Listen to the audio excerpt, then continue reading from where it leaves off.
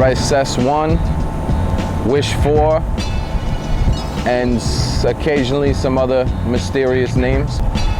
I've been writing since 1983. I started writing '83 with some friends in my neighborhood, people I grew up with and such. And I wrote till about '86, '87. Did different things. Came back to writing graffiti again, for real this time in like 92, 93. Just the whole aura of graffiti. I mean, the way I was introduced to it, the way I saw it, you know, and growing up, being around it and knowing people who did it, I was very fascinated with it, you know. I was also, you know, born artistically inclined, so it kind of lended itself, you know. I was into comics and stuff like this, so I kind of just applied the obvious of having the knowledge of art into writing graffiti, you know, and I just fell in love with it, you know. I'm obsessed with it at this point in my life. I'm very passionate about writing graffiti. My style, I would say, you know, it varies.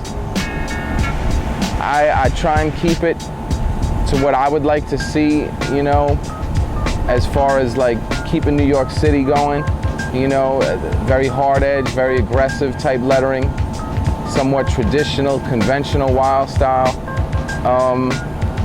Heavy influences from many people that pioneered different techniques and shapes and forms, you know, but incorporating it into my own vision is how I would describe my style. It's forever transcending from, you know, from one time period to another. I could look back, you know, a year ago, 2 years ago, things change very different. I get very bored with things, so I like flipping it around a little bit, you know. It's hard for me to go back to things, you know. That's just the way I am.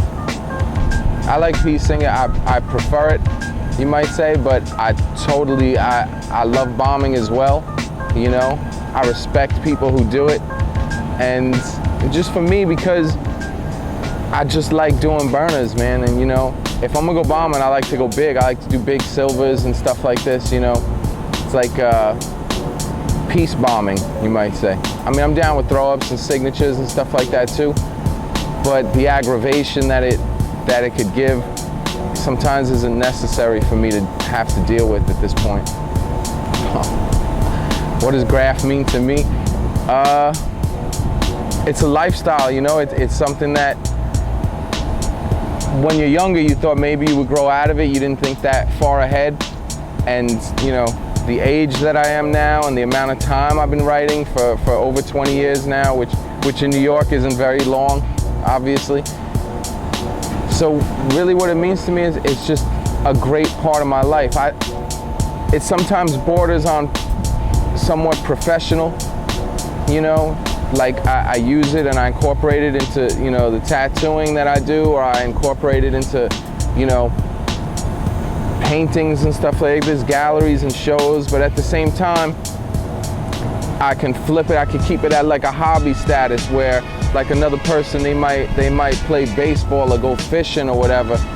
For me, like a Sunday morning going with my boys or whatever and doing some burners is like going fishing to your average, you know, Joe out there on the street. So what it means to me is really, it means a lot, man. It's hard for me to put it into words. I think graffiti is more visual than it is that we can really discuss. I think it's better that you see, you know, you live it, you experience it, and once you do, it becomes part of you. And that's how I feel about it. I mean, with tattooing, I do a lot of graph pieces on people.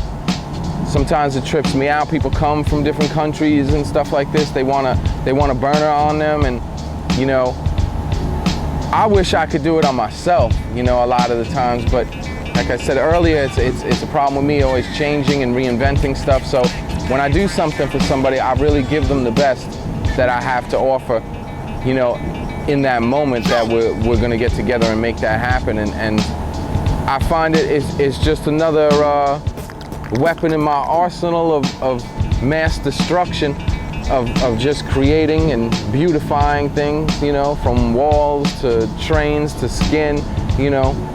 It's all about the art, you know. So dudes want to come and get burners on them, man, I'll give you my best, for sure.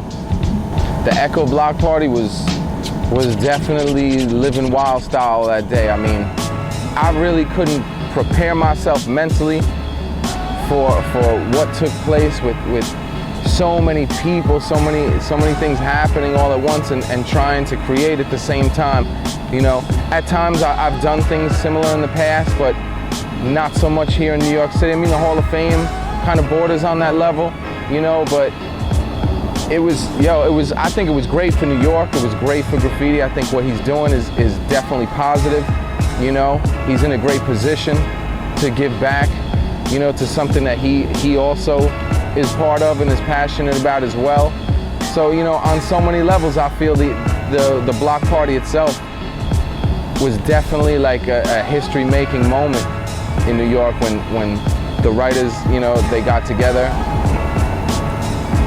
In the future, what could be expected from me is just keeping graffiti real, keeping it raw, you know, doing what I've done, building on that, collaborating with different people, you know, just taking it to other levels as far as writing. I mean, I can't really say any definite things, you know, books, movies, etc. You know, all of that shit happens and all in the time it's supposed to happen. I'm not really stressing those things right now. It's just about the art, man, you know. Expect from me in the future that I'm only gonna get better and get harder and get stronger with the art, you know, because I just really love this shit, man. I can't explain it any other way. I don't have time to waste, you know. I'm not saying I'm an old man and I'm over here like this or like that, you know, but, you know, you look back on certain things and I'm not about wasting time anymore. If I'm gonna do it, I'm gonna do it right, and that's what you can expect from me in the future. Signing off, this is Cess One from the Bronx, Kings of New York. Good looking.